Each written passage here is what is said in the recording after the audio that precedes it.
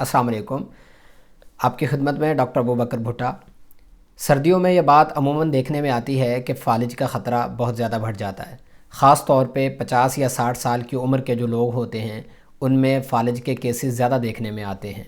Germany की एक study के मुताबिक टम्परेचर जब 2.9 डिग्री सेंटीग्रेड गिरता है 24 घंटे में तो फ़ालिज का ख़तरा 11% बढ़ जाता है, यानी 100 में से 11 लोगों को फ़ालिज का ख़तरा बढ़ जाता है।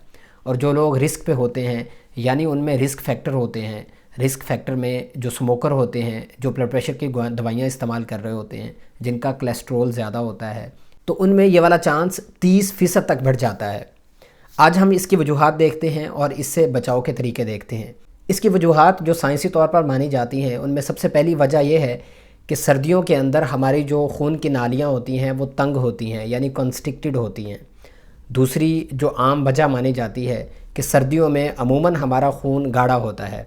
खून गाढ़ा होने की दो वजूहात होती हैं। एक ये है कि पानी का इस्तेमाल अमूमन कम किया जाता है, और दूसरे नंबर पे जिस्म को गर्म रखने के लिए पेशाब आवर मशरूबात इस्तेमाल किए जाते हैं, जिनमें सरफ़हरिस्त चाय है जिसके अंदर कैफ़ीन होती है। वो आपके बचे खुचे सेल्स के अंदर और जो खून के अंदर पानी होता है उसको भी निकाल बाहर करती है। तो इस वजह से खून मज़ीद गाढ़ा हो जाता है। ये वाला गाढ़ा खून जब खून की नालियों के अंदर गर्दिश करता है तो इसके खून की नालियों के साथ रुकने के और उसके साथ चिमटने के चांसेस बढ़ जाते हैं।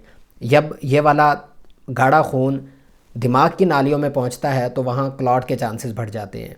तो ये इसकी दो अमूमन वजूहात सामने आती हैं जब तहकीक की जाती है। कुछ और वजूहात में डिप्रेशन है, सूरज की रोशनी का ना होना है, वो भी एक डिप्रेशन की वजह है।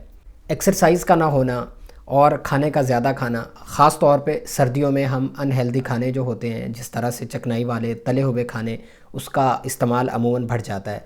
तो ये सारी की सारी चीज़ें जो फ़ालिज के ख़तरे को बढ़ा देती हैं। फ़ालिज की अलामात में जो सबसे आम अलामतें हैं उनमें चेहरे का एक तरफ को ढलक जाना, ये अमूमन एक तरफ़ा होता है। दूसरे नंबर पे बाजू या टांग का कमज़ोर हो जाना, जब मरीज़ से कहते हैं या ख़ुद हरकत देते हैं तो उसमें कमज़ोरी महसूस होती है। तीसरे नंबर पर मरीज़ के समझने या बोलने की सलाहियत कम हो जाती है, वो बोलने से और समझने से कासिर होता है। अगर ये तीनों अलामतें मरीज़ के अंदर हों तो डॉक्टर अमूमन उसकी तशख़ीस फ़ालिज के तौर पे करते हैं। अब इससे कैसे बचा जा सकता है? सबसे पहला इलाज तो ये है कि जो मरीज़ 3 तरह की दवाओं पे हों उनको ये दवाएं अपनी हर सूरत में जारी रखनी चाहिए। सबसे पहले ब्लड प्रेशर कंट्रोल करने वाली दवाएं, दूसरे नंबर पर कोलेस्ट्रोल को कम करने वाली दवाएं, तीसरे नंबर पर खून को पतला करने वाली दवाएं, यानी उसमें एस्प्रिन शामिल है। ये सर्दियों में ख़ास तौर पे इन दवाओं की बाकायदगी बहुत ज़रूरी है, और गर्मियों में भी इनको अमूमन एहतियात से इस्तेमाल करना चाहिए। उसके बाद एक्सरसाइज बहुत ज़रूरी है। ख़ासकर बुढ़ापे में जिस्म को गर्म रखने के लिए हमारा दिल ज़्यादा क़ुव्वत से पंप करता है, क्योंकि उसने जिस्म को तवानाई देने के साथ साथ जिस्म को गर्म भी रखना होता है। तो जब हम एक्सरसाइज करते हैं तो हम इनडायरेक्टली अपने दिल पे बोझ को कम करते हैं। स्मोकिंग हर तरह की उसको बंद कर देना चाहिए। ये बहुत बड़ा रिस्क फैक्टर है फ़ालिज के लिए, ख़ास तौर पे बूढ़े लोगों में। खुराक जिसमें सब्जियां और फ्रूट ज़्यादा हों, बग़ैर चकनाई के दूध और दही का इस्तेमाल, यानी बलाई के बग़ैर।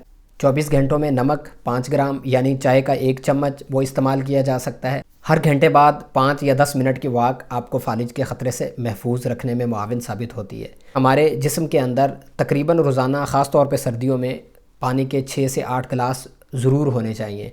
अपने आप को वार्म रखिए, मशरूबात का इस्तेमाल कीजिए, स्मोकिंग से परहेज़ कीजिए, सब्ज़ियाँ फ्रूट इस्तेमाल कीजिए। हम अपने वालिदैन को, बूढ़ों को इस फ़ालिज जैसे मर्ज़ से महफूज रख सकते हैं।